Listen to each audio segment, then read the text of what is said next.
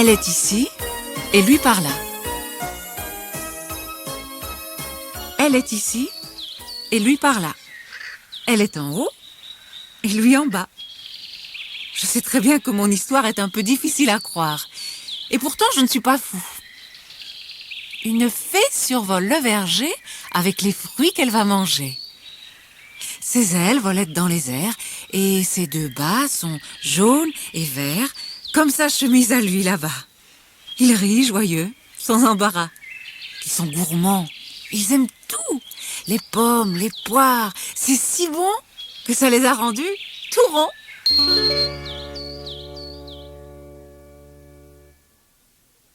Blanche-Neige et les 7 nains.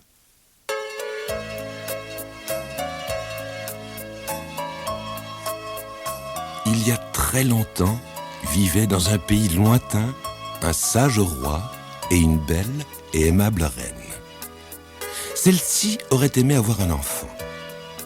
Un jour d'hiver, qu'elle brodait près d'une fenêtre, elle se piqua le doigt et 3 gouttes de sang tombèrent sur l'encadrement d'ébène noir. Puis, les gouttes glissèrent dans la neige sur l'appui de la fenêtre. Je voudrais avoir une fille à la peau aussi blanche que la neige, aux lèvres aussi rouges que le sang et aux cheveux aussi noirs que l'ébène, soupira la reine en voyant cela. 1 an plus tard, elle mit au monde une petite fille qui était exactement comme elle l'avait souhaité. La reine et le roi l'appelaient Blanche-Neige. Malheureusement, quelques jours après la naissance, la reine mourut. Le roi l'avait beaucoup aimée, mais il pensait que Blanche-Neige avait besoin d'une mère. Et il décida de se chercher une nouvelle femme. Quelques mois plus tard, il épousait une princesse très belle, mais au cœur aussi froid que la glace. La nouvelle reine était également très orgueilleuse. Elle voulait que personne ne l'égale en beauté. Elle possédait un miroir magique qu'elle suspendit dans la chambre à coucher royale. Tous les soirs, elle lui demandait « Miroir, miroir, dis-moi, qui est la plus belle ?» Et le miroir répondait toujours « Vous, ma reine, c'est vous qui êtes la plus belle. » Et la reine savait que c'était vrai, car le miroir ne pouvait pas mentir. Alors, elle contemplait son image et souriait d'un air satisfait. Mais Blanche-Neige grandit et devint, elle aussi, très belle. Le jour où elle eut 7 ans, sa belle-mère demanda au miroir « Miroir, miroir, dis-moi qui est la plus belle ?» À son grand effroi, le miroir répondit « Vous, ma reine, vous êtes très belle, mais c'est Blanche-Neige qui est la plus belle. » La reine entra dans une terrible colère. Elle fit venir son chasseur et lui ordonna « Emmène Blanche-Neige dans la forêt et tue-la. Et pour me prouver que tu l'as bien tuée, apporte-moi son cœur. » Le chasseur pâlit, mais il n'osa pas désobéir. Il se rendit dans le jardin où la fillette était en train de jouer et la prit par la main pour la conduire dans la forêt. Là, il sortit son couteau et dit « La reine m'a ordonné de te faire mourir. » Blanche-Neige le regarda en ouvrant de grands yeux. Ses lèvres rouges tremblaient d'angoisse. Le chasseur eut pitié. « Que les bêtes sauvages te tuent donc !» s'écria-t-il. « Moi, je ne le puis pas. » Et il s'éloigna en courant. Sur le chemin du retour, il tua un cerf et lui arracha le cœur qu'il présenta à la reine en lui disant que c'était celui de Blanche-Neige. La reine rit méchamment et fit dévorer le cœur par ses chiens. Pendant ce temps, Blanche-Neige errait dans la grande forêt. Elle avait très peur. Mais, lorsque les arbres virent combien elle était belle, ils courbèrent leurs branches pour qu'elle ne se fasse pas mal. Et les bêtes sauvages évitèrent de l'approcher pour ne pas l'effrayer. À la fin du jour, Blanche-Neige aperçut une toute petite maison cachée entre les arbres. Elle s'approcha et frappa à la porte. Comme personne ne répondait, elle ouvrit prudemment et entra. « Quelle drôle de maisonnette !» se dit-elle. Tout était parfaitement en ordre. Sur la table, couverte d'une nappe à carreaux rouges et blancs, attendaient 7 petites assiettes et 7 petits gobelets. À côté de chaque assiette se trouvait une cuillère, une fourchette et un couteau. Sur chaque assiette était posé un petit pain et chaque gobelet était rempli de vin. 7 petits lits étaient soigneusement alignés contre un mur. Blanche-Neige avait très faim. Elle mangea une bouchée de chaque petit pain et but une gorgée à chaque gobelet. Mais elle se sentit aussi très fatiguée. Elle alla vers le premier lit. « Oh, il est trop étroit, dit-elle. Et celui-ci est trop court. » Le 7e lit lui convint, à condition qu'elle plie les jambes. Elle s'y coucha et s'endormit. Le soir tomba et les nains qui habitaient la maison rentrèrent. Ils avaient travaillé tout le jour dans la mine d'or. Ils allumèrent les bougies. « Tiens, qui s'est assis sur ma chaise ?» s'étonna le premier. « Et qui a touché à mon assiette ?» s'exclama le deuxième. « Et qui a mangé de mon pain ?» s'écria le troisième. « Et qui a léché ma cuillère ?» reprocha le quatrième. « Et utilisé ma fourchette ?» se fâcha le cinquième. « Et employé mon couteau ?» ajouta le sixième. « Et bu de mon vin ?» s'alarma le septième. Le premier nain alla ensuite vers son lit. « Quelqu'un s'est couché dessus !» s'écria-t-il. « Et sur le mien ?» ajoutèrent en même temps le deuxième, le troisième, le quatrième, le cinquième et le sixième nain. « Et maintenant quelqu'un dort dans le mien !» dit le septième. Les nains se réunirent alors autour de la dormeuse. « Qu'elle est belle !» dirent les 3 premiers. « Ne faisons pas de bruit !» dit le quatrième. « Éteignons les bougies !» dit le cinquième. « Il ne faut pas la réveiller !» dit le sixième. Cette nuit-là, le 7e nain dormit dans le lit des autres, 1 heure dans chaque lit. Le lendemain, lorsqu'elle s'éveilla, Blanche-Neige s'effraya en voyant les nains. Mais ils la réconfortèrent et écoutèrent son histoire. « Est-ce que tu sais cuisiner ?» demanda le premier. « Et laver, coudre, nettoyer ?» Timidement, Blanche-Neige fit « oui » de la tête. « Alors reste chez nous !» crièrent les nains en chœur. « Tu feras le ménage pour nous quand nous serons au travail. Mais tu ne laisseras entrer personne !» Pendant 7 années, la méchante reine crut que Blanche-Neige était morte. C'est pourquoi elle n'interrogea jamais son miroir. Mais un soir, qu'elle s'ennuyait, elle s'y mira et demanda « Miroir, miroir, dis-moi, qui est la plus belle ?» Et le miroir de répondre « Vous, ma reine, vous êtes très belle, mais Blanche-Neige est la plus belle. » La reine, furieuse, força le miroir à lui révéler le lieu où Blanche-Neige se cachait. Puis, elle se déguisa en marchande et se rendit à la petite maison dans la forêt. « Je vends toutes sortes de belles choses !» cria-t-elle en frappant à la porte. Blanche-Neige ouvrit la fenêtre. « Bonjour, que vendez-vous ?»« Je vends des rubans de toutes les couleurs !» dit la reine. « Regarde, le ruban de ton corsage est tout usé. Je vais t'en donner un autre. » Blanche-Neige oublia complètement qu'elle ne pouvait pas ouvrir la porte et laissa entrer la marchande. La méchante reine lassa alors le corsage de la jeune fille si serré que Blanche-Neige, ne pouvant plus respirer, s'évanouit. « Maintenant, elle mourra sûrement, » se dit la reine en riant perfidement. « Et alors, je serai de nouveau la plus belle. » Le soir, à leur retour, les nains découvrirent Blanche-Neige couchée par terre. Elle était toute pâle et ne bougeait plus.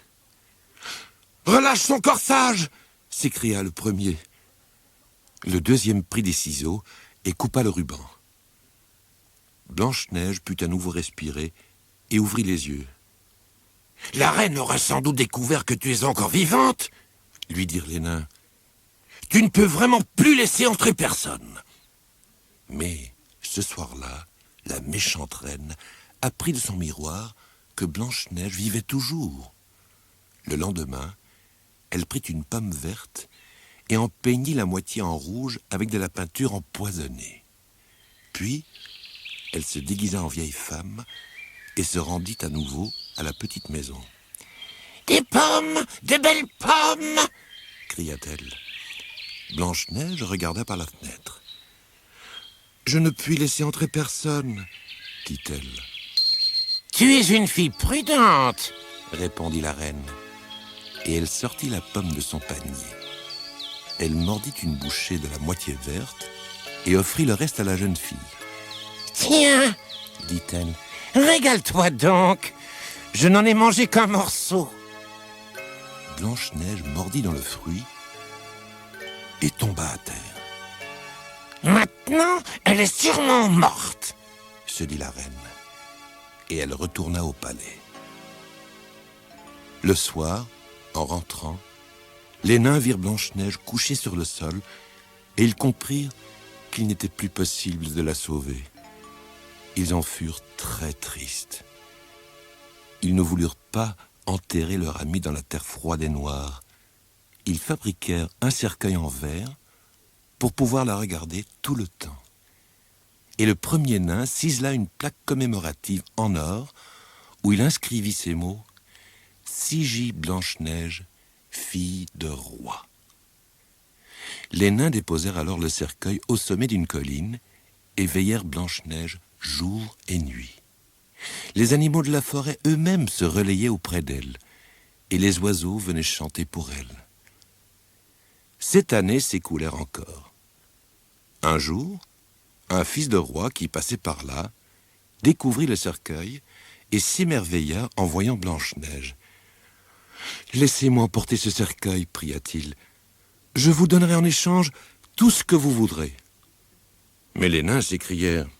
« Il vaut pour nous plus que tout l'or du monde. »« En ce cas, faites-moi cadeau, supplia le prince, car je ne pourrai plus vivre sans voir Blanche-Neige. » En l'entendant parler ainsi, les nains eurent pitié et lui donnèrent le cercueil. Le prince ordonna à ses serviteurs de le transporter sur leurs épaules. Or, l'un d'eux trébucha. Par suite de la secousse, le morceau de pomme empoisonné rejaillit de la bouche de Blanche-Neige. Aussitôt, celle-ci ouvrit les yeux et regarda autour d'elle d'un air effrayé. « Tu es en sécurité, » dit le prince. Alors Blanche-Neige le vit et murmura « Tes yeux ont la couleur de la mer et tes cheveux sont dorés comme le soleil. Je crois bien que je vais t'aimer de tout mon cœur. » Le prince souleva délicatement Blanche-Neige hors du cercueil. « Viens avec moi au palais de mon père, dit-il. Là, j'espère que tu voudras bien m'épouser. » Blanche-Neige embrassa les nains et leur promit de venir souvent leur rendre visite. Puis, elle monta sur le cheval du prince et partit avec lui vers son royaume, où leurs noces furent célébrées dans l'allégresse. Ce soir-là, lorsque la méchante reine interrogea son miroir, celui-ci ricana « Vous, ma reine, vous êtes laide à faire peur. C'est Blanche-Neige qui est la plus belle. » La reine hurla de colère. Elle arracha le miroir et le lança contre le mur où il se brisa en 1000 éclats. L'un d'eux transperça le cœur de la méchante femme qui mourut aussitôt.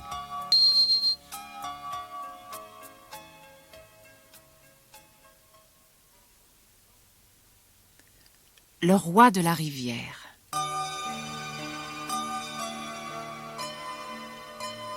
Sur le sentier qui longe la rivière, se tenait un grand homme aux cheveux gris et une toute petite fille. L'homme souleva la petite fille et dit « Au revoir, ma petite. Sois sage et pense à moi.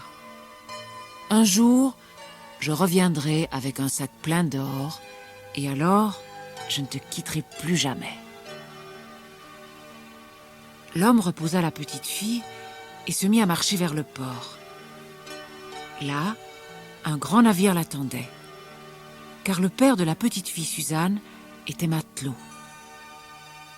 Suzanne revint lentement vers le village situé près de la rivière.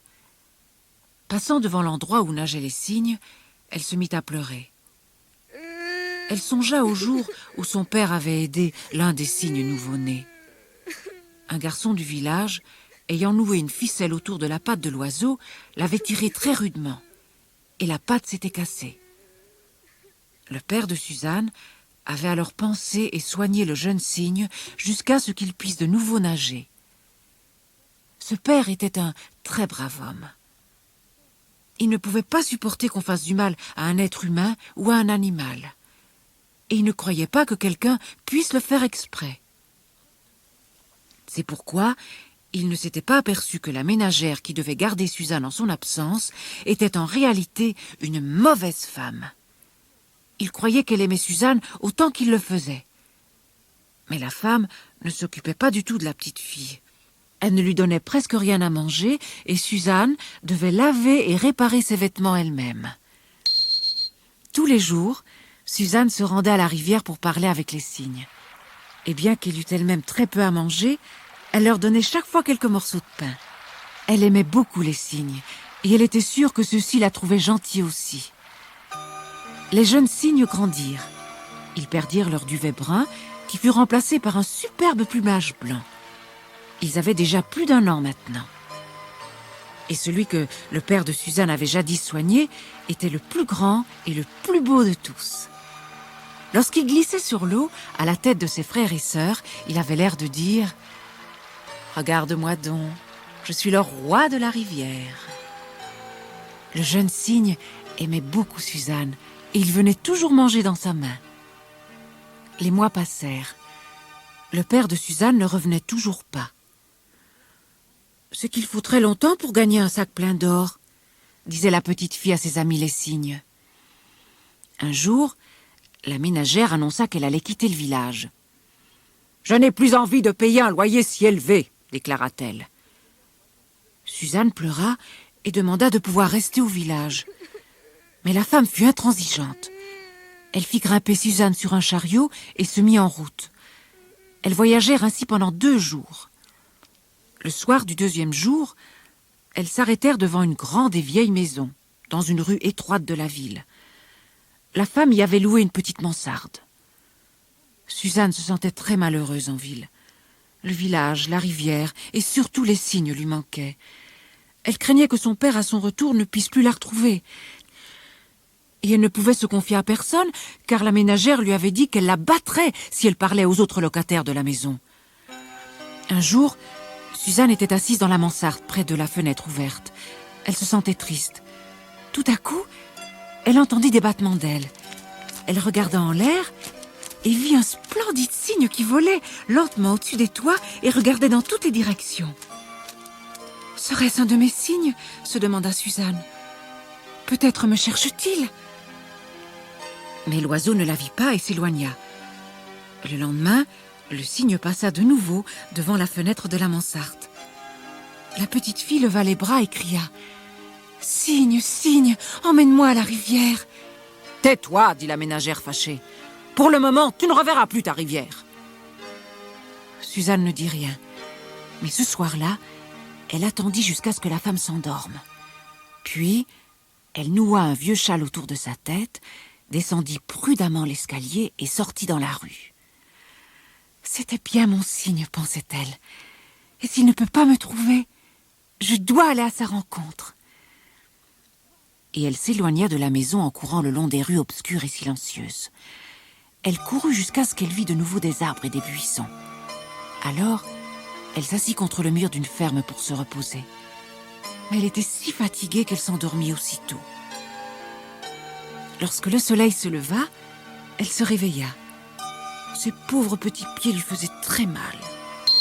Suzanne s'éloigna encore et arriva près d'un étang. Elle descendait dans l'eau pour se rafraîchir un peu quand, tout à coup, elle vit de l'autre côté de l'eau un superbe cygne. Le cygne la vit aussi. Il battit des ailes de joie et nagea vers elle. « Oh, mon cher cygne !» cria Suzanne. Elle se mit à genoux et prit le long cou de l'oiseau dans ses bras. Et elle posa la tête sur les douces plumes blanches de son ami. « M'as-tu cherché ?» demanda-t-elle. Elle le regardait au fond de ses petits yeux noirs et brillants. Le cygne courba son cou élancé et caressa les cheveux de la fillette avec son bec. « M'emmèneras-tu à la rivière ?» pria Suzanne. Le cygne la regarda et à son grand étonnement, il se mit à parler. « Oui, je t'y emmènerai, si tu n'as pas peur de voler sur mon dos. » Suzanne se coucha sur le dos du cygne et noua solidement les bras autour de son cou. Alors l'oiseau battit des ailes et s'envola. Pendant quelque temps, Suzanne écouta le bruit des grandes ailes dans le vent, mais elle était si fatiguée qu'elle s'endormit. Lorsqu'elle s'éveilla, elle était étendue sur un lit de feuilles caché parmi les roseaux. Elle se dressa et regarda autour d'elle. À ce moment, elle vit un cygne qui l'observait. « Elle est réveillée !» cria le cygne. Et soudain, un grand nombre de cygnes s'approchèrent d'elle. Le dernier était celui qui avait été soigné par son père. Il vint près de Suzanne et lui donna un morceau de pain. Puis il mit son aile autour de ses épaules et dit « Ton père m'a sauvé la vie, et toi tu nous as donné à manger alors que tu n'avais presque rien toi-même. Maintenant, je te soignerai jusqu'à ce que ton père revienne. Tu n'as plus rien à craindre, car je suis le roi de la rivière. » Les larmes aux yeux, Suzanne le remercia et commença à manger le pain, tandis que le cygne la contemplait d'un air gentil. « Comment savais-tu où je me trouvais ?» interrogea Suzanne. « J'ai demandé à tous les oiseaux s'ils ne t'avaient pas vu, » répondit le cygne. « Les mouettes ne savaient rien, mais un hibou t'avait aperçu assise sur le chariot et il l'a raconté aux hirondelles qui ont commencé à te chercher. L'une d'elles a rencontré une de ses sœurs qui vit en ville, et celle-ci lui a raconté qu'elle avait entendu dire par une petite fille habitant une mansarde qu'elle voulait retrouver la rivière et les cygnes. Alors je me suis rendue en ville, mais là, j'ai vu tant de mansardes que je ne savais laquelle tu pouvais bien habiter. Si tu ne m'avais pas trouvée, j'aurais cependant continué à te chercher. Les mouettes ont promis, poursuivit le cygne, de nous avertir dès qu'elles verront le navire de ton père au port. Jusqu'alors, tu resteras chez nous. Cette petite île appartient aux cygnes et aux autres oiseaux aquatiques. Nous t'apporterons de quoi manger. Au petit matin, tu pourras nager dans la rivière. » Suzanne était très heureuse chez les cygnes. Pendant le jour, elle restait sur la petite île bien cachée entre les hauts roseaux. Parfois, elle nageait jusqu'au nid des canards sauvages. Normalement, ceux-ci ont très peur des humains, mais le roi de la rivière, l'ami de Suzanne, leur avait dit qu'ils ne devaient pas la craindre. Et ils étaient devenus de bons compagnons. Le soir, lorsque la lune brillait, ou le matin très tôt, Suzanne nageait avec bonheur. Alors elle voyait les champs et le sentier qui longe la rivière et le village où elle avait vécu. Une fois, elle fut aperçue par un homme qui pêchait au bord de l'eau. Il raconta au village qu'une fée habitait la rivière, mais personne ne le crut. Chaque soir, le roi de la rivière apportait de la nourriture à Suzanne. Il la déposait dans un petit panier en osier que la fillette avait tressé et qu'il portait dans son bec. Parfois, il volait vers le moulin à eau et la femme du meunier lui donnait du pain. Mais le plus souvent, il se rendait à la boulangerie du village. Quand il arrivait, la fille du boulanger l'attendait déjà, assise sur le mur du côté de la rivière. Elle lui donnait alors les petits pains et les brioches que son père n'avait pas vendus la veille. De temps en temps, elle lui offrait même une tranche de gâteau. La fille trouvait très drôle que le cygne aime la pâtisserie. Naturellement, elle ne savait pas que le gâteau n'était pas destiné à lui, mais à Suzanne. Les semaines passèrent, et la petite fille commença à reprendre des couleurs. Les cygnes trouvaient qu'elle devenait de plus en plus belle. Suzanne se sentait très heureuse et se tracassait pour une chose seulement, sa vieille robe usée. Elle aurait tant aimé avoir une nouvelle robe pour le retour de son père. Elle confia son chagrin à la mère du roi de la rivière. Celle-ci en parla avec son fils et le lendemain annonça à Suzanne « Mon fils dit qu'il peut t'aider. Tous les lundis, la femme du boulanger met son linge à sécher dans le jardin. Dès qu'une robe de sa fille se trouvera parmi le linge, il l'ôtera de la corde et te la portera. » Mais Suzanne secoua la tête. « Non, madame la cygne, dit-elle. C'est gentil à vous, mais on ne peut pas faire cela. Mon père m'a toujours appris à ne jamais rien prendre qui appartienne à autrui. » Madame la cygne et son fils furent très étonnés. Suzanne essaya de leur expliquer pourquoi c'était mal. Ils croyaient comprendre. Néanmoins, le roi de la rivière ne pouvait se retenir d'aller voir, tous les lundis, si le vent n'avait pas, par hasard, arraché une robe pour sa petite amie à la corde à linge de la boulangère. Un jour, au petit matin, Suzanne regardait un paysan qui labourait son champ, quand, soudain, elle vit quelques mouettes. « Des nouvelles, nous avons des nouvelles !» s'écrièrent-elles. Une des mouettes survola la petite île plusieurs fois, puis se posa entre les roseaux. Elle raconta, toute excitée, qu'elle avait survolé un navire en mer et avait entendu discuter les matelots. L'un d'eux, un grand homme aux cheveux gris, avait parlé de sa petite fille, Suzanne.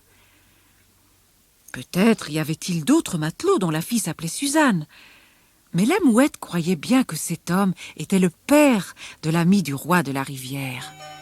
Et la mouette ajouta que le navire se dirigeait vers le port. Suzanne était si heureuse qu'elle se mit à chanter et à danser. Mais les cygnes lui dirent de se taire, de peur que les gens ne l'entendent. Suzanne s'assit alors à côté de madame la cygne. Elle se demandait comment elle pourrait se procurer une nouvelle robe. Le roi de la rivière la regarda un instant, puis il dit « Je vais vérifier moi-même si ce matelot est le père de Suzanne. » Et il s'envola vers le navire, qui était ancré juste à la sortie du port. La marée était basse. Cela voulait dire que le navire ne pourrait pas entrer dans le port avant le lendemain matin. Sur le pont se trouvaient quelques matelots. « Regardez donc !» s'écria l'un d'eux en pointant le doigt vers le cygne qui descendait vers eux. « Il ressemble au cygne que j'ai soigné lorsqu'il était jeune, » dit un grand homme aux cheveux gris. « Je l'appelais Petit Prince. Peut-être est-il venu me saluer. » Les autres matelots rirent. Puis, ils emballèrent les cadeaux qu'ils avaient rapportés pour leurs femmes et leurs enfants. Des perles, des châles en soie, des mouchoirs et des vêtements. Le grand homme aux cheveux gris sortit une splendide robe brodée. Elle était un peu froissée, parce qu'elle était restée pliée et rangée dans une armoire de sa cabine pendant des mois. « Quelle belle robe !» dit un des matelots. « Ce genre de robe n'est portée que par des princesses. » « En effet, cette robe a été faite pour une princesse, dit l'homme aux cheveux gris. Mais la princesse n'en voulut pas. Une vieille dame me l'a vendue sur un marché en Perse. Elle y avait travaillé pendant des mois. C'est une robe coûteuse, mais elle ira très bien à ma petite fille. » Il étala la robe sur le pont pour la défroisser un peu. C'était vraiment une robe superbe. Elle était brodée de fleurs magnifiques et de grands papillons colorés. Et au milieu, un soleil étincelant en étoffe dorée brillait de mille feux. Le plus vieux matelot du navire regarda encore une fois la robe. « J'ai voyagé dans le monde entier, dit-il, mais je n'ai encore jamais vu de broderie aussi fine. Certainement une telle robe portera bonheur à votre petite fille. » Tandis que l'homme disait cela, le vent se leva. Et tout à coup, les matelots entendirent un battement d'ailes. C'était le cygne qui volait autour du mât en décrivant de grands cercles. Le vent souleva la robe du pont. Les matelots tentèrent de la récupérer, mais le cygne fut plus rapide. Il plongea, saisit la robe dans son bec et s'envola aussitôt. Effondré, le grand homme aux cheveux gris le suivit des yeux.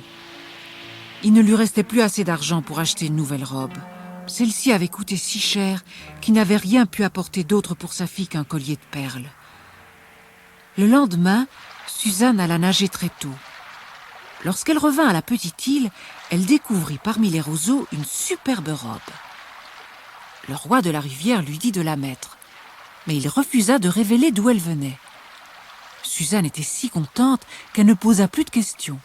Elle enfila vite la robe et tressa une couronne de fleurs qu'elle disposa dans ses cheveux. Puis, elle dit au revoir à tous les oiseaux aquatiques, sauf aux cygnes. Ceux-ci l'accompagnèrent jusqu'au bord de la rivière, où ils se cachèrent derrière quelques buissons. Entre-temps, le navire était entré au port et les matelots étaient descendus à terre. Le grand homme aux cheveux gris se hâtait sur le sentier qui longe la rivière en direction du village. De temps en temps, il regardait d'un air étonné les mouettes dans le ciel. On aurait dit qu'elle lui faisait escorte. Chaque fois qu'elle l'avait dépassée, elle revenait et tournait au-dessus de sa tête tout en poussant des cris stridents. Soudain, l'homme vit une fillette qui s'approchait sur le sentier. Elle s'arrêta un instant et le regarda. Puis, Suzanne courut vers son père. Elle jeta les bras autour de lui et se mit à pleurer de joie. Alors les mouettes se turent et les cygnes s'éloignèrent. Suzanne et son père avaient tant de choses à se raconter qu'ils restèrent assis au bord de la rivière et parlèrent jusqu'au soir. Suzanne avait appris des oiseaux que quelqu'un d'autre habitait maintenant leur maison du village. « Qu'à cela ne tienne, dit son père. Cette nuit, nous dormirons à l'auberge. » Ils se levèrent et Suzanne regarda une dernière fois la petite île au milieu de la rivière. Soudain, elle vit le cygne. « Papa, dit-elle, voici le roi de la rivière qui m'a si bien soignée. » Le matelot ôta sa casquette. « Roi de la rivière, je comprends maintenant pourquoi je t'ai jadis baptisé petit prince. Je te remercie de tout ce que tu as fait pour ma chère petite fille. »« Bonne nuit, mon cher roi de la rivière. À demain !» dit gentiment Suzanne. La petite fille et son père se rendirent à l'auberge. Là, ils apprirent que le vieux passeur allait bientôt prendre sa retraite. Or, le père de Suzanne souhaitait faire ce métier. Et tous deux vinrent habiter la jolie petite maison du passeur, tout au bord de l'eau. Au long des années qui suivirent, le nouveau passeur raconta l'histoire du roi de la rivière à tous ceux qu'il faisait traverser. Chaque fois, il pointait son doigt vers le cygne, qui ployait dignement le cou. Et l'oiseau n'était pas peu fier de ce qu'il avait fait pour la petite Suzanne et son père.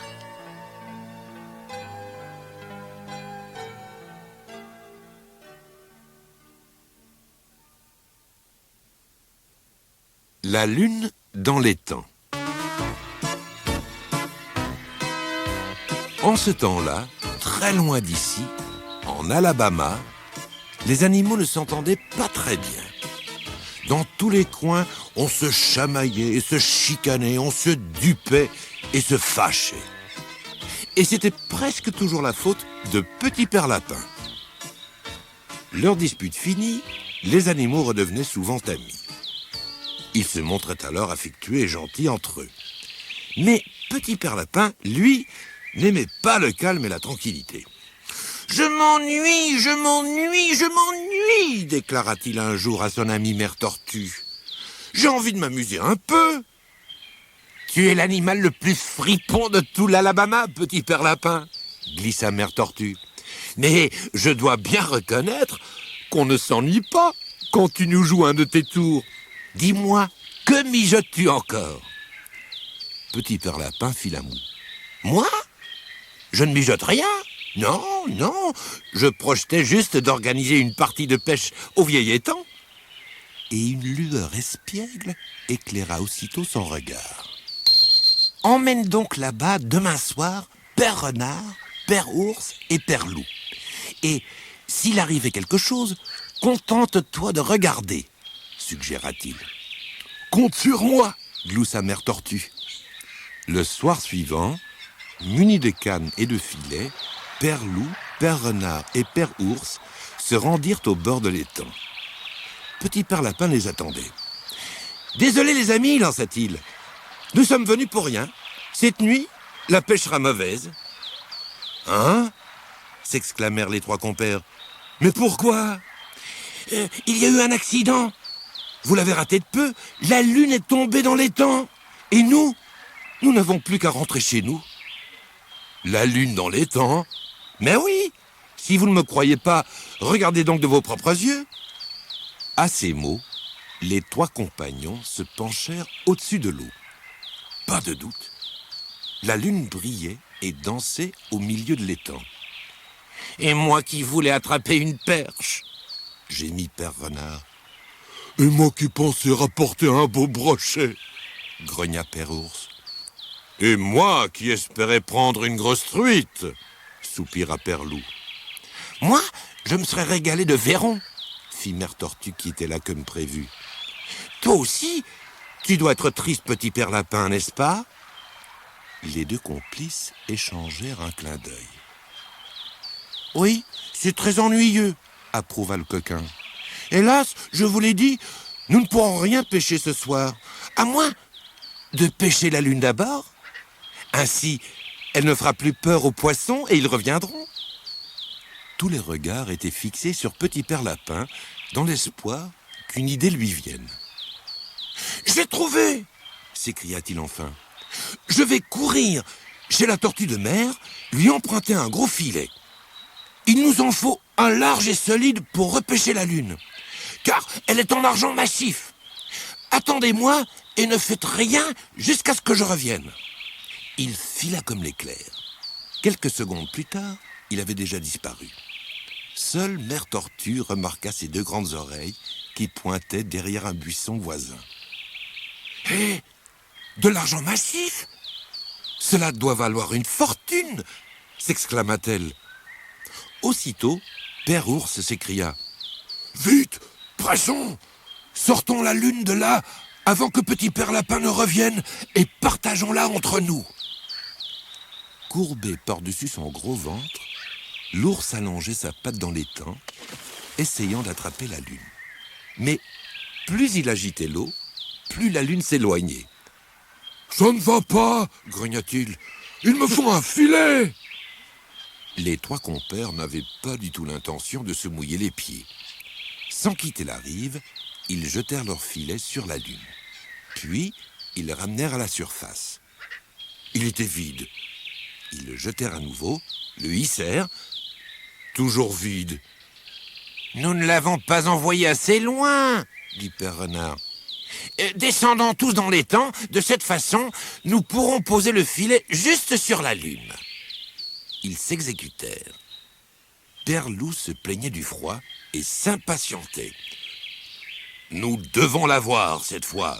Retirons le filet. » Mais la lune ne s'y trouvait toujours pas. Ils allaient renouveler leur tentative quand Père Ours perdit pied.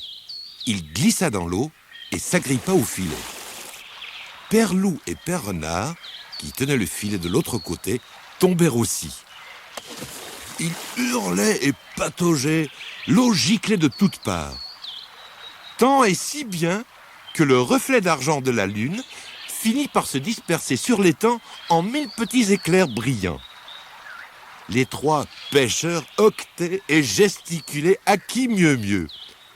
Petit Père Lapin riait tellement qu'il se roulait par terre derrière son buisson. Mère Tortue, quant à elle, rentra la tête dans sa carapace pour dissimuler son abusement. Après bien des efforts, les 3 compères rejoignirent enfin la rive et se mirent à se disputer. « C'est toi qui m'as poussé !»« Mais tu m'as tiré !»« C'était ton idée !»« J'ai de la boue plein les bottes !» Petit Père Lapin sourit.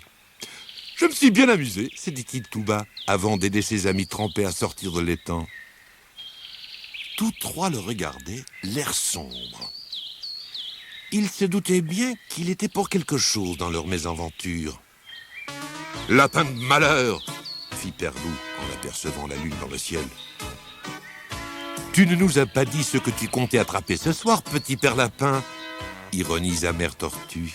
« Ah non ? Eh bien, je pensais attraper un idiot ou 2. Et, avec la lune pour appât, je crois avoir réussi. »